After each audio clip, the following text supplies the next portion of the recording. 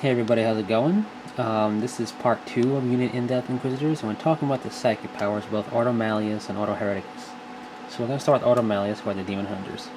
And you have this Demon Hunter, Inquisitor Lord, Torquemada, and Retinue, as a example of just a picture. So, start. First up is Banishment, and Banishment is used to begin the assault phase. You pretty much force demons to roll 3d6 when tested for instability, adding the two highest rolls of the result. As far as I can tell through errata and FAQs, that's up. There's no purpose for this power anymore because the way demons don't use that don't test for instability anymore. So that's Banishment. I don't think it's useful anymore. I don't think it has a use. Destroy Demon is 15 points. Destroy Demon lets you roll. You do at the beginning of any assault phase. If the test is passed, you may re-roll any to hit or to wound rolls made by the character. So it's just the Inquisitor, not his retinue, which is pretty cool though. Then you have Hammer Hands, which is 10 points. Hammer Hands, the psychic power used at the beginning of any assault phase. If the test is passed, Hammer Hand doubles the basic strength of the user until his next turn, and it counts as having an additional close combat weapon.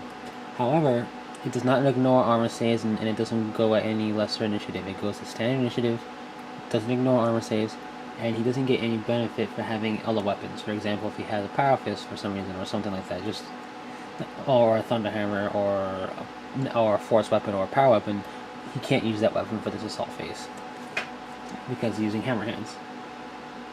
I mean, it's interesting just because it helps your strength. It's pretty cool.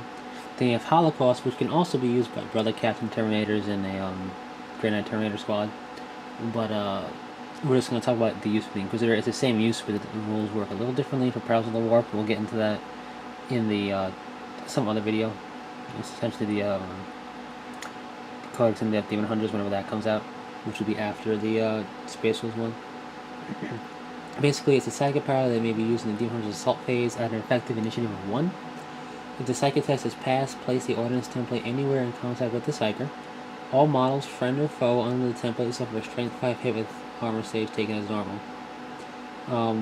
So, anywhere as long as it touches the psyker, so you don't have to center it over him, which means, though, if he has a retinue, which more often than not Inquisitors do, he can't be hidden in the middle of it, or else your retinue will be taken. I mean, he could, but then if you use it, you're going to hit your other retinue as well. So if you have him out in the front, or you have him out somewhere where there's a bunch of enemies, you can effectively use it pretty well. It's a cool power, I have nothing against it. Then you have Sanctuary, which is 15 points. Sanctuary is a psychic power that may be used at the beginning of the psychic turn. Demons may not move within 3 inches of the psychic for any reason. They treat the area as impassable and cannot draw a line of sight through it. Demons already within this radius are pushed directly away from him until they are 3-inch distance away and have to retain unit coherency. This can effectively end at close combat.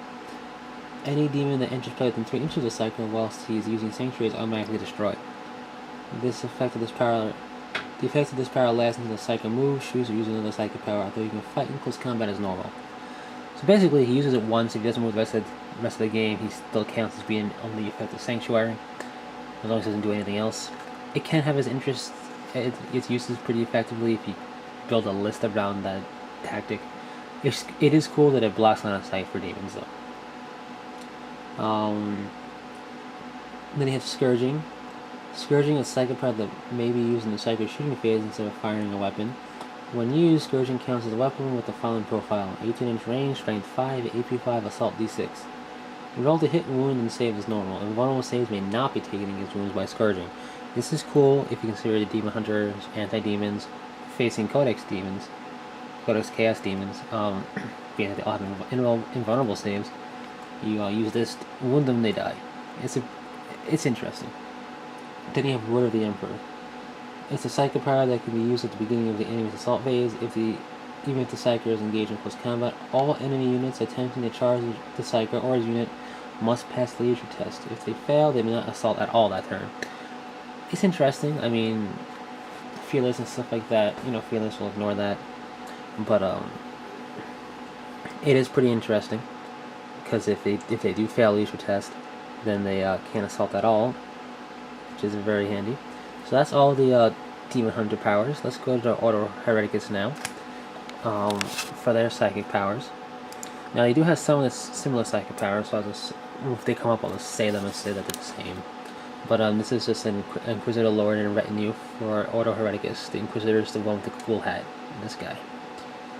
So let's jump right to it.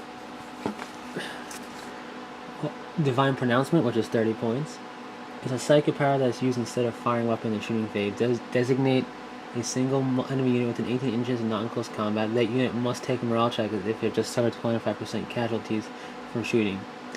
If the Inquisitor's leadership is greater, the test is modified by the difference. For example, a unit of Imperial Guardsmen, leadership 8, must roll 6 or less on a 2d6 if an Inquisitor Lord, leadership 10, uses the power on them. So you take it, subtract the difference, and then that's the leadership test you use. If the test is failed, the target will immediately fall back according to normal rules. Fearless units are units that are otherwise ignore morale tests or unaffected. So that's pretty cool. You have Hammer of Witches. It's a psychic power used in a shooting phase instead of firing a weapon. It does not require line of sight to use, and it may be used if the Inquisitor is engaged in the assault. Roll d6. This is the number of enemy psychers. This number of enemy psychers must pass the leadership test or suffer perils of the warp attack. As a divine pure, the Emperor consumes them, starting with the psyker nearest the Inquisitor and working outwards from him. If you roll a number greater than the number of enemy psychers on the table, each psyker is attacked once, and the excess attacks are lost. This is cool, especially against heavy psyker armies like Eldar or Thousand Suns armies. To clarify, you roll 1d6. If you roll 3, that's how many enemy psychers can be affected. If there's only 2, the third one just fizzle out. It doesn't do anything. And it's cool. It forces a test, and if they get a Perils of the Warp, that's great. I mean, it's always possible. Then you have Hammer Hands. It works exactly the same way as Hammer Hands does in Demon Hunters. And then you have His Will Be Done. It's a psychic power that may be used in the assault phase before the Inquisitor has made any attacks. Each unsaved wound inflicted by Inquisitor counts as 2 for the purpose of determining which side has won the assault. I believe it still has an effect now. It works. It's you count up who did more wounds to see who won. It works. It's originally worked differently, but it still should work in 5th edition. Then you have Pregatus, 15 points, Inquisitor Lord only, so regular Inquisitors can't take it. It's used in a shooting phase instead of firing a weapon. Witch Hunter player may choose any model with an independent character special within 24 inches of the Inquisitor Lord, and within his line of sight as the target of the attack. Both players roll d6 and have the leadership of their respective models. If the Inquisitor Lord scores higher than the target model, the target leadership is reduced by 3 for the remainder of the game. This power may only be used successfully once per target and may not be used if the target is engaged in an assault. If the scores are drawn, or the Inquisitor Lord scores less, the power is not affected. So basically, if you win, you lower the leadership by 3 for the rest of the game. It's pretty cool. Scourging works exactly the same way as in Demon Hunters, and Word of the Emperor, which works exactly the same way as the Demon Hunters. So there you go. Those are the psychic powers for Ordo Malleus and Ordo Hereticus. So Demon Hunters, Witch Hunters. The first group I said were for the Demon Hunters. The last group, Witch Hunters. They each have some unique abilities that fit the fluff of their codex and the fluff of their Inquisitor branch. So I don't see them used that much. Though if there's a shooty equipped Inquisitor with retinue, Scourging is sometimes used. Although a lot of the powers are very cool, very fluffy. Some of them don't work anymore or don't work very well anymore. But all in all, it's worth checking them out because the Inquisitor counts as a psyker anyway, and you don't have to use a psychic power. They can be expensive, but if you have the points, take one that you might think will come of use most often for like general all-comers, and take it. Scourging is always Scourging, for example, or Hammer Hands. I think if you're gonna take a psychic power, you get the points for either one. Take either one. I suggest Scourging only because I don't like throwing Inquisitors in close combat, but they can kind of do it. Kind of. We'll talk about that on a later date. So that's pretty much it. What I think I'm going to do now is the next video is going to be about the Inquisitor-specific war gear each group can take. So specifically the Demon Hunters and the Witch Hunters. So I'll be next, I believe. So until next time, take it easy.